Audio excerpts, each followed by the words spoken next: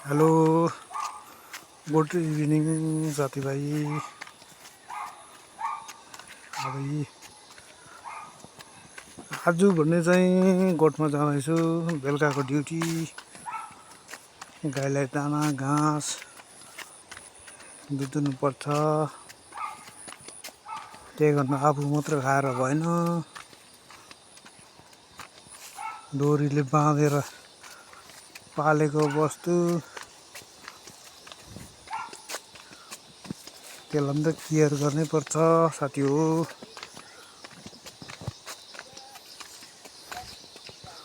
बेलुकाको ड्युटी यस्तै हो। अब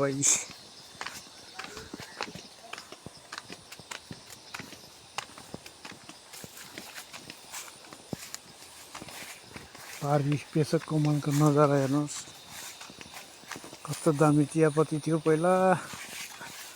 अहिले हेर्नु जङ्गलै जङ्गल जङ्गलै जङ्गल।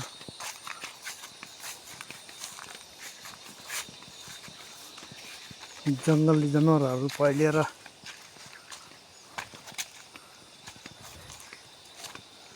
अब बिगार गर्नु बिहेर छैन।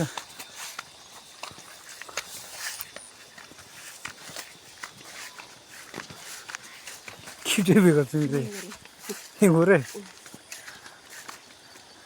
निङ्गुरेमा त मसिनो खालको किरा हुँदो रहेछ नि।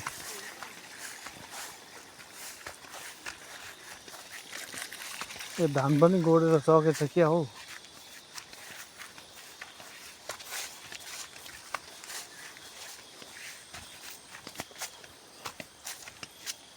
हेर्नु यस्तो छ जङ्गल, के मेरो बारी सबै जङ्गल झोडीले घेरेको छ। धान रोपौँ भने मजुर बाँदर बनेल आउँछ। सिजनमा घर टाढो छ।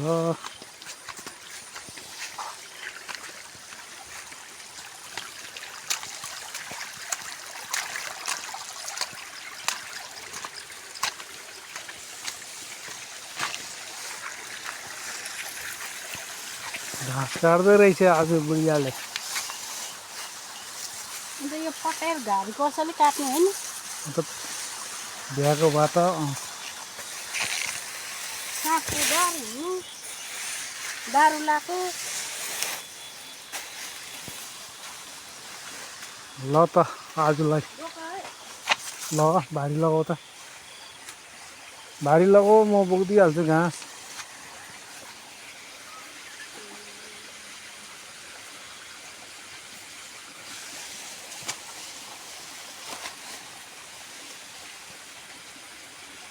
अब यो मर्निङ वाक भनेको चाहिँ बेलुकाको इभिनिङ वाक भनेको यही हो।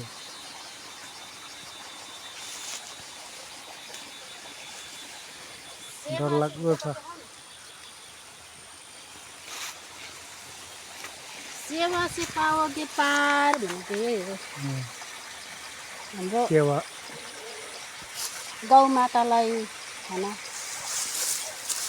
नकाट्नु हुँदैन हो। गौ मातालाई भोकै राख्यो भने अगाउँची दिनुपर्छ। हामी 3 टाइम खान्छ नि, गौ मातालाई पनि त्यसरी नै 3 टाइममै दिनुपर्छ दाना घाँस। उनीहरूको मर्जीले खानु पाउँदैन बिचरा, काटेको भरमा है, जस्तो दियो त्यस्तै खान्छ। हामीले मिठो खायो भने उनीहरूलाई पनि मिठो दिनुपर्छ है। सेवा नै ठुलो धर्म हो।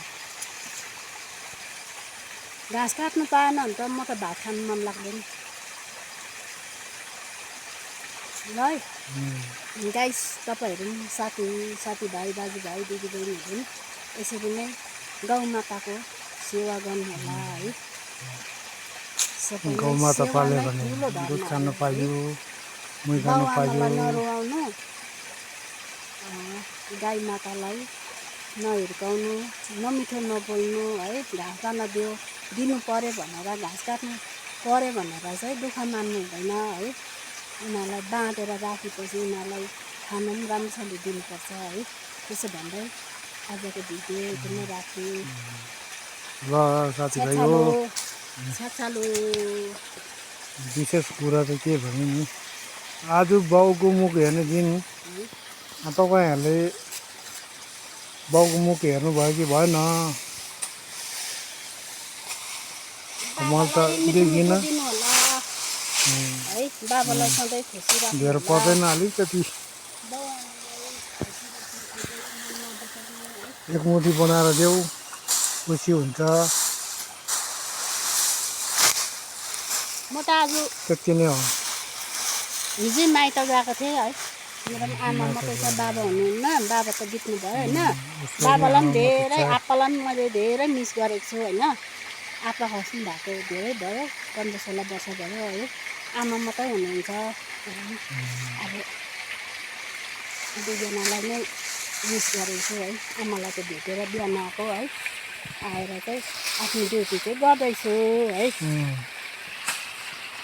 ल त साथीभाइ आजलाई पनि बाई बाई